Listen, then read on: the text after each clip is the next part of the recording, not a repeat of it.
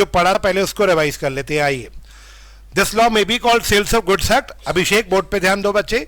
This law may be called of sales of goods act, ये बात clear है। ये लॉ पूरे इंडिया पे एप्लीकेबल कब से हुआ है?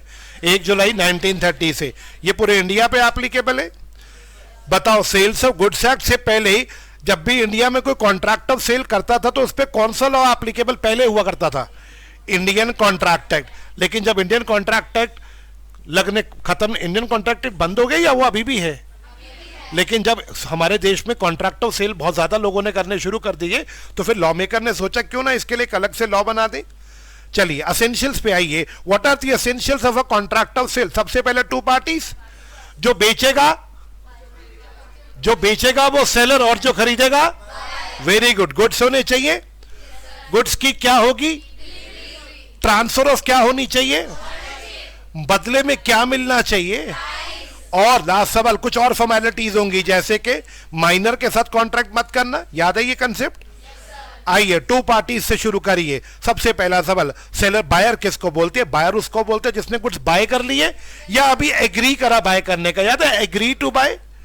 ओनरशिप मिल गई तो सेल, ओनरशिप अभी नहीं मिली, एग्रीमेंट टू सेल। क्या बात क्लियर है? अच्छा, सेलर कौन है? जिसने बेच दिया या एग्री करा बेचने का? दोनों। गुड्स का मतलब मूवेबल प्रॉपर्टी या इमूवेबल प्रॉपर्टी? गुड्स में स्टॉक आएगी, शेयर्स आएंगे, ग्रोइंग क्रॉप्स आएगा, घास झाड़ियां पेड़ सब कुछ आएगा जब जमीन से उसे काट दिया जाएगा। क्या मैं ठीक बोल रहा हूं? लेकिन गुड्स में लॉ मेकर ने मना किया, पैसे को मत लेना जो पैसा सर्कुलेशन में है, 200 का नोट, 500 का नोट, ये गुड्स नहीं हो सकता। क्यों?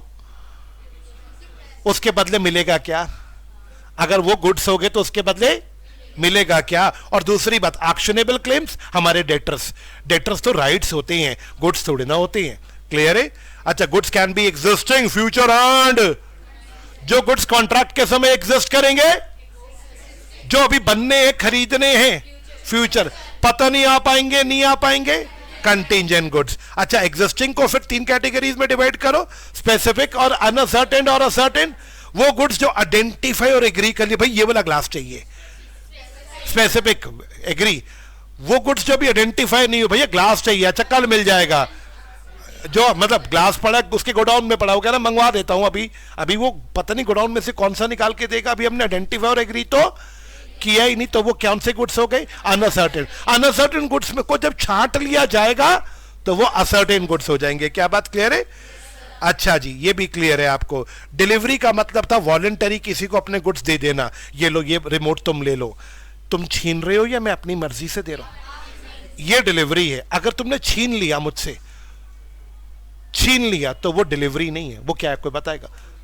थेफ्ट है, चोरी करी है आपने मेरे से। अगर तुम पुलिस वाले ने गाड़ी पकड़ लिया आपकी, आप बिना हेलमेट के बाइक चला रहे थे, पुलिस वाले ने पकड़ लिया, आप कहता तुम्हारी गाड़ी बंद होगी, आज तो तुम्हारी गाड़ी बंद होगी, तुम्हारे पास लाइसेंस नहीं है। तुमने कहा ठीक है भैया ये लो चाबी पकड़ो, चाबी तुमने उतर के तुम बाइक से नीचे, is it delivery? That is called seizure, SEIZURE। Seizure मतलब जब्त होना। पुलिस वाले जो करते हैं वो क्या होता है? जब्त होता है। छीन के ले जाना चोरी है, एग्री। लेकिन अगर मैंने अपनी मर्जी से आपको दिया, लो भाई साहब आप ले लो, तो ये क्या है? डिलीवरी है। क्लियर है? Delivery can be of 3 types, actual, symbolic और कंस्ट्रक्टिव। याद कराओगे वानी? ये लो रिमोट ले लो वानी, ये कौन सी डिलीवरी? तक्ष, ये चाबियां ले ले गाड़ी की। मैं ओशो तेरे को ना तो चाबियां दे रहा हूं ना रिमोट दे रहा हूं, गोडाउन में गुड्स पड़े हैं, लेने हैं। तूने कहा सर गोडाउन वाले से बात करा दो, आज से वो मेरे हो गए। जब गुड्स की एक्चुअल में मूवमेंट नहीं होती, सिर्फ पेपरों में नाम चेंज होगा। पहले गोडाउन में गुड्स किसके नाम के थे? मेरे नाम के। मैंने गोडाउन में नाम चेंज करा के ओशो का नाम लिखवा दिया, आज से गुड्स किसके हो गए? ओशो के हो गए।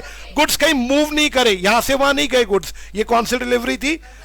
कंस्ट्रक्टिव। अब ये बताओ मुझे, ट्रांसफर ऑफ प्रॉपर्टी का मतलब क्या था? ट्रांसफर ऑफ ओनरशिप 2 तरह की, देखो 2 तरह की प्रॉपर्टी होती है, एक होती है जर्नल प्रॉपर्टी और एक होती है स्पेशल प्रॉपर्टी। हमें जर्नल प्रॉपर्टी चाहिए, स्पेशल प्रॉपर्टी का मतलब होता है किसी को पकड़ाना, और जर्नल प्रॉपर्टी का मतलब होता है किसी को ओनरशिप देना। हमने पकड़ाना नहीं है, हमें किसी को क्या देनी है? ओनरशिप। क्या बात क्लियर है? प्राइस होना चाहिए। लास्ट फॉर्मेलिटीज, कुछ डेफिनेशंस याद करो। डॉक्यूमेंट ऑफ टाइटल बताओ, किसी को याद है? What was bill of lading? Ship पे माल लोड करते हैं तो बिल ऑफ लेडिंग बनता है। डॉक वारंट, बंदरगाह पे सामान पड़ा है तो डॉक वारंट बनेगा। हाँ जी, warehouse keeper certificate, godown में सामान रखा। वॉर फिंगर सर्टिफिकेट क्या था? बंदरगाह पे जो गोडाउन से। Yes, very good. रेलवे की पर्ची बनी। What is multi modal transporter से? जिसपे एक से ज्यादा मोड ऑफ ट्रांसपोर्टेशन यूज होते हैं। ये सब इन सबको बोला जाता है डॉक्यूमेंट ऑफ टाइटल। इसका मतलब क्या? डॉक्यूमेंट ऑफ टाइटल तक क्या इनके जरिए हम किसी को ओनरशिप ट्रांसफर कर सकते हैं? बिल्कुल। लेकिन share certificate is not a document of title. Why? Share certificate के थ्रू हम किसी को ओनरशिप नहीं दे सकते, इसलिए वो डॉक्यूमेंट ऑफ टाइटल नहीं। मर्केंटाइल एजेंट कौन होता है? जिसके पास पावर होती है, जो हमारे बिहाफ पे गुड्स खरीद भी सकता है, बेच भी सकता है, कंसाइन भी कर सकता है और प्लेज। जिसको ये चारों राइट्स दिए, जा भाई एजेंट तो मेरे लिए ये काम कर दे। वो मेरा कौन सा एजेंट है? हाँ, सिंबॉलिक हो जाएगा। बिल्कुल ठीक बात है, लिख सकते हैं, बिल्कुल वैलिड। इंसॉल्वेंट कौन है बच्चों, कोई बताएगा? जो दिवालिया हो गया। Weather he has committed an act of insolvency और नॉट। ये लाइन का मतलब क्या था? Act of insolvent. हाँ, पत्नी वाला चीटिंग कर दी। अगर आपने अपने क्रेडिटर से चीटिंग कर दी, अपनी वाइफ को अपने एसेट ट्रांसफर कर दिए, तो वो एक्ट ऑफ इंसॉल्वेंसी है। आप गलत कर रहे हो, चाहे आपने गलत काम किया हो या ना किया हो। अगर आपके पास एसेट्स कम है, लायबिलिटीज ज्यादा है, तो मैं आपको क्या नाम से बुलाऊंगा? बेटा, क्वालिटी ऑफ गुड्स का मतलब गुड्स की कंडीशन। गुड्स की कंडीशन को क्वालिटी बोलती है। चलो जल्दी से बताओ, what is the difference between sale and agreement to sell? Very good. जिसमें हमने ओनरशिप दे दी वो क्या है? सेल। और जिसमें हमने ओनरशिप अभी नहीं दी, कोई मुझे बताएगा एग्रीमेंट टू सेल में ओनरशिप कब देंगे? हमने या तो टाइम की बात करी होगी कि 2 महीने बाद दे दूंगा, 10 दिन बाद तेरे को ओनरशिप दे दूंगा, तो जैसे टाइम पूरा होगा मुझे ओनरशिप तुम्हें देनी पड़ जाएगी। या फिर टाइम की बात नहीं होगी, किसी कंडीशन की बात होगी। ये ले भाई बाइक ले ले तू, बट इसकी ओनरशिप तेरे को तब दूंगा जब तू इसके पैसे देगा। अब यह कंडीशन है, पहले पैसे दे फिर बाइक ले ले। क्या बात याद आया? अच्छा, कॉन्ट्रैक्ट ऑफ सेल होता कैसे? सेक्शन 5 ने जवाब दिया। क्या कॉन्ट्रैक्ट के लिए एक पार्टी ऑफर देगी, दूसरी पार्टी एक्सेप्टेंस देगी। क्या इसमें इमीडिएटली डिलीवरी और इमीडिएटली पेमेंट मिलेगी? तुरंत डिलीवरी तुरंत पेमेंट? कोई एग्जांपल? तुरंत डिलीवरी तुरंत पेमेंट। भैया एक टिक्की बना के देना, भल्ले पापड़ी बना के देना, चाउमीन बना के देना। उसने कहा 20 का नोट दो, 50 रुपए दो। पहले 50 का नोट दिया उसने, भल्ले पापड़ी दिए। तुरंत डिलीवरी तुरंत payment, immediate delivery immediate payment चलेगा। सेकेंड, क्या दोनों चीजें पोस्टपोन हो सकती है? कल समोसे दे देना भैया, पैसे भी कल ले लेना, क्या ऐसा हो सकता है? और तीसरा, क्या इंस्टॉलमेंट भी अलाउड है?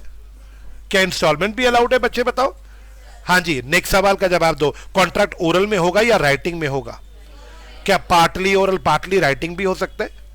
मेरा नेक्स्ट सवाल बताओ जी, what is the subject matter of sale? Section 6 ने क्या जवाब दिया? What is the subject matter of sale? Sale के लिए गुड्स होने चाहिए, गुड्स एग्जिस्टिंग भी होंगे, फ्यूचर भी होंगे। और एक बात का मुझे जवाब दोगे, जो फ्यूचर और कंटिंजेंट गुड्स होते हैं इनका कभी भी सेल नहीं हो सकता, इनका हमेशा क्या होगा? ऐसा क्यों? आजा बच्चे, फैजल आजा। नहीं फैजल नहीं, आसिफ आजा। क्योंकि वो गुड्स तो अभी है ही नहीं, तो उनकी ओनरशिप कैसे ट्रांसफर हो जाएगी? उनका तो हमेशा क्या होगा? Agreement to sell. अच्छा, अगर बच्चों गुड्स खराब हो गए कॉन्ट्रैक्ट बनने से पहले, या गुड्स खराब हो गए कॉन्ट्रैक्ट बनने से पहले, तो क्या एग्रीमेंट वॉइड हो जाएगा? और अगर एग्रीमेंट टू सेल होने के बाद गुड्स खराब हुए बट सेल से पहले गुड्स खराब हो गए, तो भी क्या कॉन्ट्रैक्ट वॉइड माना जाएगा? बच्चे बताओ, प्राइस कैसे तय होता है? याद करके कोई बच्चा बताएगा प्राइस कैसे तय होता है? यस, या तो कॉन्ट्रैक्ट में फिक्स होता है, या फिर पार्टीज को मैनर बताती है कि कैसे फिक्स करेंगे, या फिर जैसे पहले से पार्टीज में चलता आ रहा है वैसे प्राइस फिक्स किया जाएगा, पुराना जैसे चलता आ रहा है वैसे ही होगा। अच्छा, ये क्या था? Agreement to sell at valuation.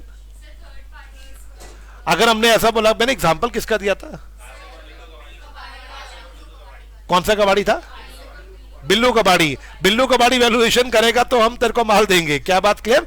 अब इस केस में प्राइस बिल्लू कबाड़ी, यानी एक मैनर बता दिया कि वैल्यूएशन, ये ग्लास तेरे को मैं कितने में बेचूंगा, जितने की प्राइस की वैल्यू बिल्लू कबाड़ी करेगा। Now price has not been decided, price will be decided by a third party, that is Billu कबाड़ी वाला है। एग्री? अब आप बताना जरा, बिल्लू कबाड़ी इसका प्राइस जो निकालेगा उसी पे डील करेंगे। अगर किसी ने बिल्लू को रोका निकालने को, जो पार्टी बदतमीजी कर रही है, बिल्लू कबाड़ी को रोक रही है, कमन फास्ट, क्या वो पार्टी शरीफ पार्टी को डैमेजेस पे करेगी? ऐसा कुछ सिखाया था। और अगर बिल्लू कबाड़ी इसका प्राइस नहीं निकाल पाया और आपने मुझसे ग्लास ले लिया, आपने मुझसे ग्लास खरीद लिया, आपने कहा प्राइस दे दूंगा जो बिल्लू बोलेगा। एग्री? आपने ग्लास लिया, पानी पिया, पानी पीते ग्लास गिर के टूट गया, आपको मुझे पैसे देने हैं। बिल्लू कबाड़ी को बोला, बिल्लू कबाड़ी इसका प्राइस बता। बिल्लू कहता है तो टूट गया, अब क्या प्राइस बताओ। प्राइस निकल नहीं पा रहा, तो क्या सिखाया था, कितना प्राइस देना पड़ेगा। तो भी ग्लास का जो जायज प्राइस होगा वो तो देना ही पड़ेगा, रीजनेबल प्राइस। यहां तक हम लोगों ने लास्ट क्लास में किया था और यहां पे चैप्टर 1 फिनिश हो गया था। बोलो बच्चों, क्या बात क्लियर है? It took only 10 minutes to revise unit 1 of the module. जब 10 मिनट में मॉड्यूल 1 रिवाइज हो सकता है तो कोई मुझे यह बता देगा कि 4 यूनिट है इसके, मोटा मोटा 1 घंटा लगेगा मुझे 100 का रिवाइज कराने में। जब खत्म होता जाएगा जैसे जैसे यूनिट, मैं वैसे वैसे रिवाइज कराऊंगा। और ये छोटे छोटे क्लिप्स मैं YouTube पर डालता जा रहा हूं, आप जितनी बार मर्जी देखना। जब भी यूनिट 1 का टेस्ट है, एक बार ये 10 मिनट की क्लास पहले, ये 10 मिनट की वीडियो देख लेना। यहां मैंने